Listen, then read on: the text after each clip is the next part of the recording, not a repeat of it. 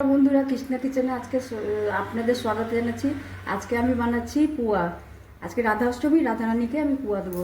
তার জন্য এখানে আমি এই কাঁচের বাটির 2 বাটি আটা নিয়ে নিয়েছি, 1 বাটি সুজি নিয়েছি, সুজিটা ভিজতে দিয়ে দিয়েছিলাম, 1 চামচ মৌরি নিয়েছি, 4টে এলাচ নিয়েছি, আর এখানে উষ্ণ গরম দুধ আছে। এখন আমি আটার মধ্যে চিনিটা দিয়ে দিলাম। মিষ্টিটা আপনারা আপনাদের হিসাব মতো কম বেশিও করতে পারেন। আমি 1 বাটি দিলাম। এরপর সুজিটা দিয়ে দিচ্ছি।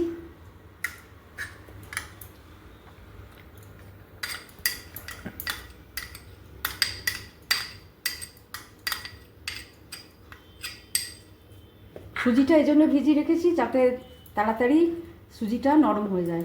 আর এখানে মৌরি আছে 1 চামচ, মৌরিটাও দেবো।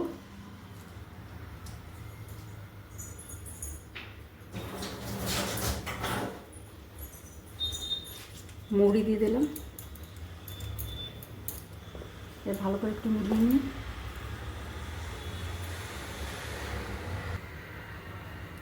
এলাচগুলো আমি 5টা এলাচ আমি গুঁড়ো করে একটু থেতো করে দিয়ে দিলাম। এবার এর মধ্যে অল্প অল্প উষ্ণ দুধ দিয়ে আমি ব্যাটারটা বানাচ্ছি। আপনারা এটা জল দিয়েও করতে পারেন, আমি দুধ দিয়ে করছি।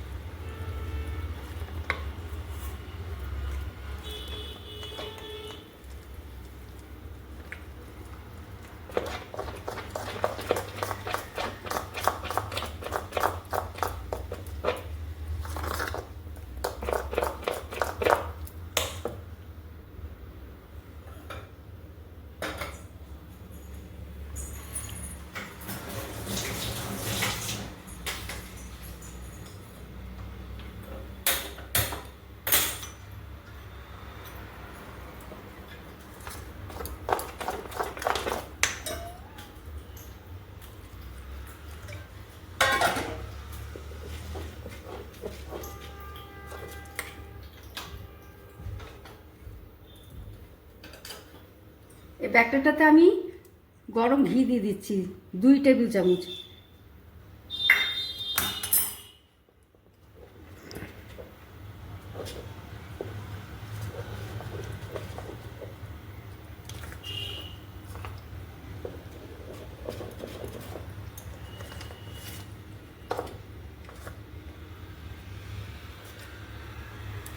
মিশ্রণটা মেলানো হয়ে গেছে।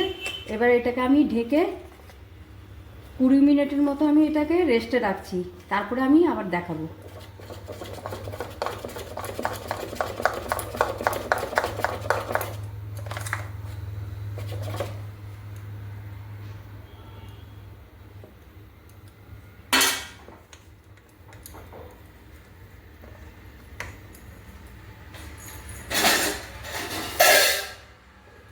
এটা আমি এখন 20-25 মিনিটের মতো ঢেকে রেস্টে রাখলাম।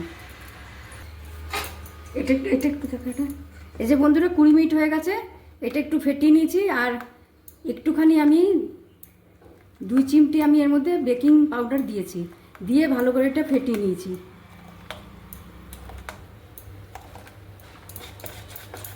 এবার আমি গ্যাসে কড়াই চাপিয়ে দিয়েছি, কড়াই গরম হয়ে গেছে। এবার এর মধ্যে রিফাইন্ড অয়েল দিচ্ছি।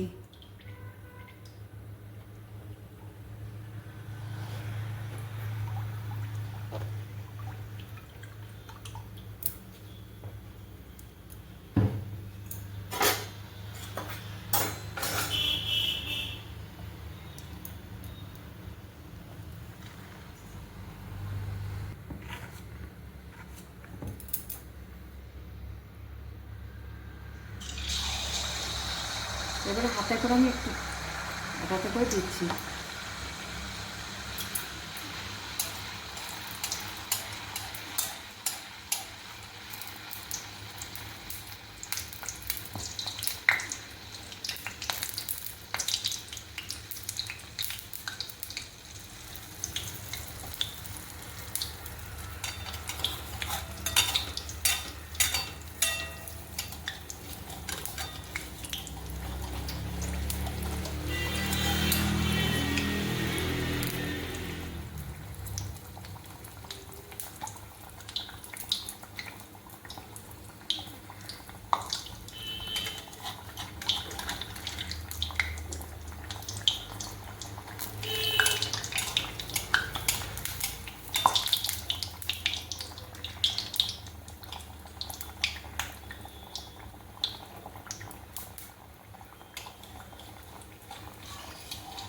দেখুন কি সুন্দর বলের মতো ফুলে উঠেছে। এবার আমি এটাকে উল্টে দিচ্ছি।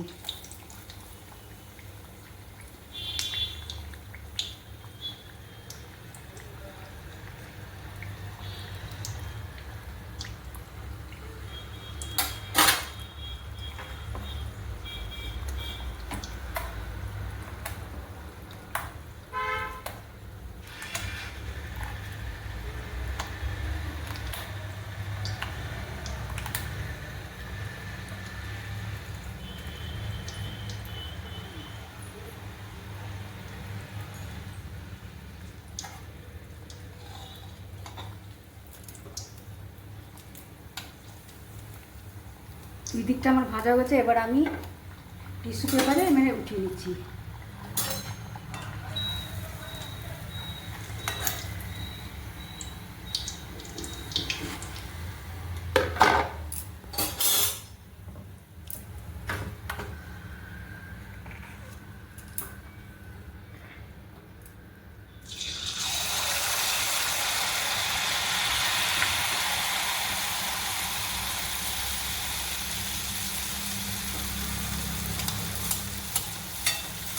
শুকনো দুধ আর গরম ঘি ব্যাটারে দেওয়ার জন্য পুয়াগুলো খুবই সফট হবে। আপনারাও এইভাবেই বানাবেন।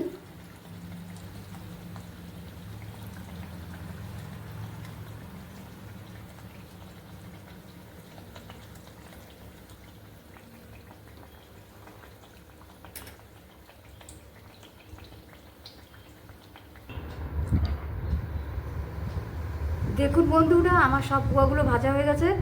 দেখতে কত লোভনীয় লাগছে। আপনারা একবার হলেও বানাবেন, আর বানিয়ে আমাকে লাইক শেয়ার সাবস্ক্রাইব করবেন, কমেন্ট করবেন। আজকের মতো এখানেই আসছি। নমস্কার।